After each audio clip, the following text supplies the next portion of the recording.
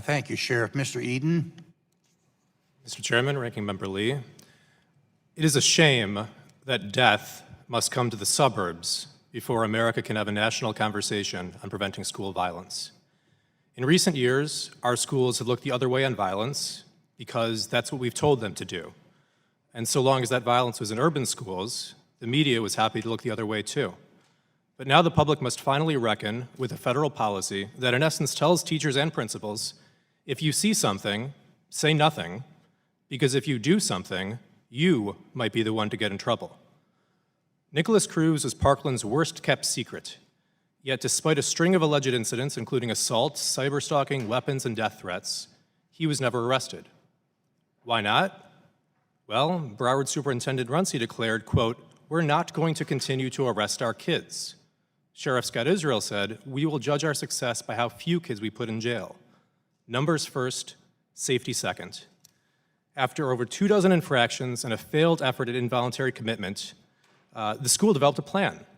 Don't let Mr. Cruz come to school with a backpack, because he might shoot up the school. Shortly thereafter, he committed an assault.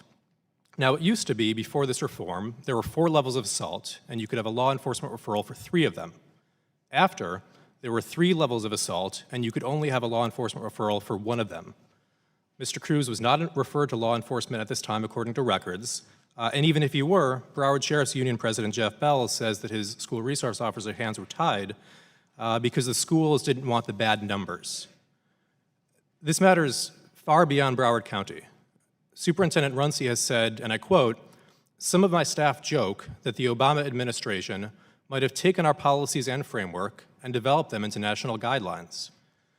That's not funny because it's not a joke.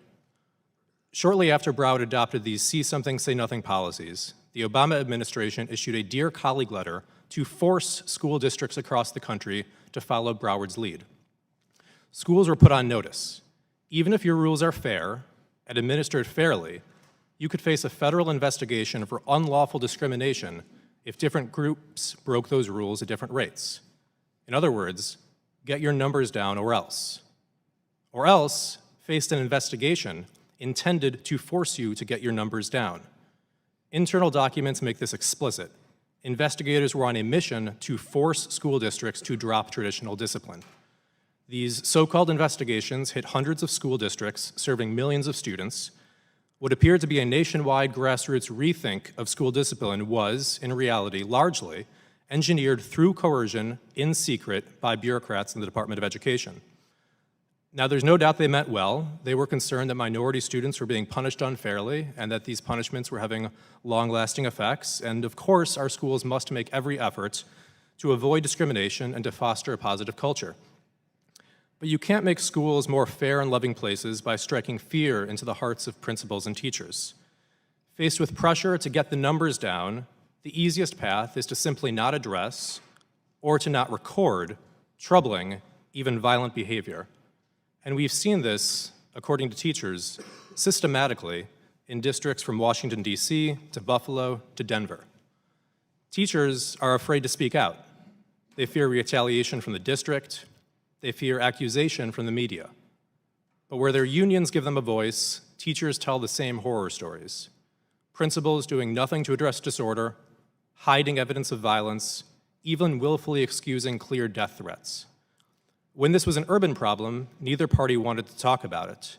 Republicans, because it didn't hit their kids. Democrats, because it didn't fit their narrative. This pressure must stop. Schools don't become safer when adults can't punish bad behavior. Schools don't become more caring, cooperative places through fear and coercion. Schools can only become safer and more supportive by allowing teachers who love and care for their students to do what they think's right. And it's about time for Washington to stop blaming teachers and start trusting them instead.